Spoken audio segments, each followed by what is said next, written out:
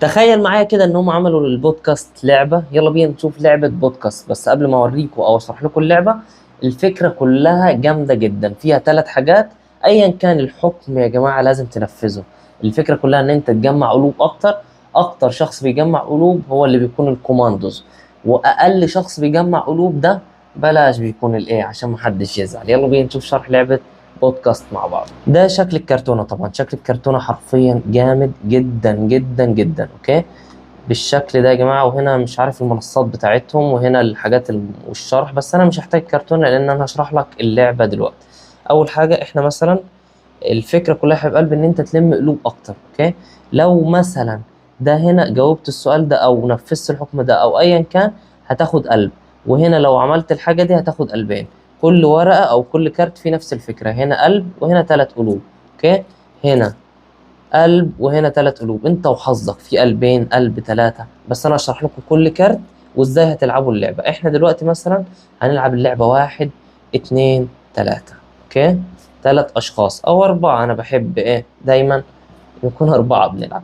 احنا دلوقتي الفكرة كلها انا هطلع ايه، هقوم عامل كده. بص طلع كارتين لان انا محضر لكم إيه الاحلى الاسئلة في اول كارتين. اوكي، عشان اقراهم لكم على السريع. طلعت كارتين كارتين كارتين. انا بقوم واخد الكروت كده كلها يا جماعه، واقعد افنطها بالشكل ده. اهي تفنيط تفنيط. اوكي، تقعد تفنط الكروت كلها وانت وحظك. اهي كده. اوكي، ما ينفعش تاخد حاجه من تحت، لازم تاخد من الوش كده. اهي نحط الكروت بتاعتنا اوكي اللي مجهزينها. اهي اهي. احنا دلوقتي عرفنا الفكره كلها، اللي هيجمع قلوب اكتر هو اللي هيكسب. مثلا هنبدا بالشخص ده، هيسحب كارت عيشه وحش، هو وحظه بقى. بيقول لك ايه بقى، اصحابك هيقيموك. الفكره هنا دلوقتي بتاعت عيشه وحش، هتمثل اصحابك يقيموك. لو قيموك مثلا من 1 ل5 هتاخد قلب، لو قيموك من 5 ل10 هتاخد قلبين. بيقول لك عبلة كامل في فيلم خالتي فرنسا، هتبدأ تمثلها. تمام، وانت ال3 دول هيقيموك يا بطل. يعني دلوقتي هتقعد تمثل عبلة كامل. ده قال لك مثلا من 1 ل5، من 1 ل5، وده قال لك من 5 ل10، هم اللي هيقيموك. يبقى خلاص من 1 ل5 تاخد قلب، لو قيموك من 5 ل10 تاخد قلبين. اتفقنا؟ يلا بينا. هنا مثلا بيقول لك هتمثل الشخص ده سحب دلوقتي، هتمثل محمد سعد في فيلم الليمبي. اوكي، لو صحابك قيموك برضه هيقول من 1 ل5 او من 5 ل10 هتاخد 3 قلوب. يلا بينا ناخد بقى مثلا الشخص ده جه كاتش عليه، هيسحب الكارت. الفكره زي ما قلت لكم، اللي هيجمع قلوب اكتر هو اللي هيكسب. هنا روح لحد ما تعرفوش اقنعه انك عارفه من زمان. يا نهار ابيض، ده حكم فظيع حرفيا. يعني هتقوم يا بطل، هتشوف اي حد في الشله، الناس اللي حوالينا كده ما تعرفهاش، هتروح تتكلم معاه كانك عارفه من زمان. رحت عملت الموضوع ده هتاخد 3 قلوب. ما روحتش وقلت لا خايف ولا حاجه او مش هنفذ الحكم، هتاخد قلب واحد. اوكي، ده كاتش عليه. تاني كارت في كاتش عليه دلوقتي الدور على الشاب الجميل ده. ايه اسمع يا جماعه، اسمع الفكره. هنا بيقول لك ايه، قوم قلد القرد في الصوت والحركه من غير غش. انت لو هتنفذ الحكم ده هتاخد 3 قلوب، لو مش هتنفذ الحكم ده هتاخد قلب. هتعمل ايه يا بطل؟ هتعمل ايه؟ مش هينفذ الحكم فهياخد قلب واحد بس، مسكين يا حول الله. هنا دلوقتي الدور على الازرق مثلا.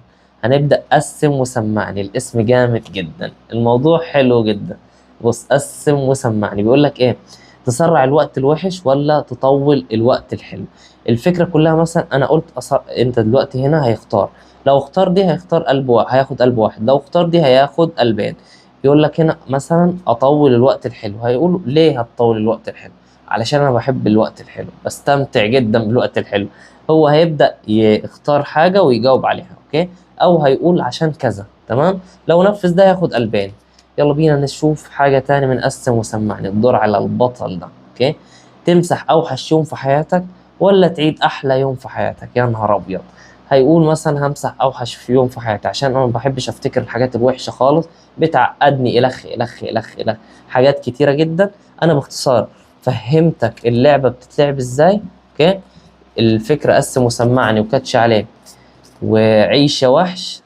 فاللعبة جامدة جدا وهتخرجك بره مود الايه، المود الممل الطبيعي ان انت قاعد مع اصحابك كل واحد ماسك تليفونه الخ الخ الخ الى اخره.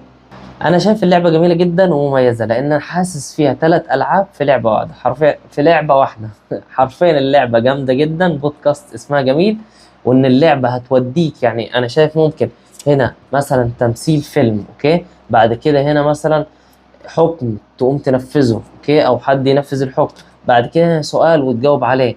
فانا شايف ان هما 3 العاب في لعبه واحده، وانت وحظك زي ما قلت لك، انت بتفنط الورق وبتلخبطه، وكل شخص بياخد اول كارت وهو وحظه، واللي يلم ورق اكتر او قلوب اكتر هو اللي بيكون طبعا كسبان. اللعبه جميله جدا، تلعبها مع العيله، تبعدك عن جو التليفون، فيها فكر، فيها اختلاف. لعبه جامده جدا. لو انت بتحب الالعاب الجماعيه اكتب لي اي اسم لعبه محتاجني اشرحها لك تحت. واهم حاجه ما تنساش تشترك في القناه، ولايك جميل وكلمه جميله عشان تحمسني ان انا انزل لك فيديوهات نفس الفكره دي تاني. السلام عليكم.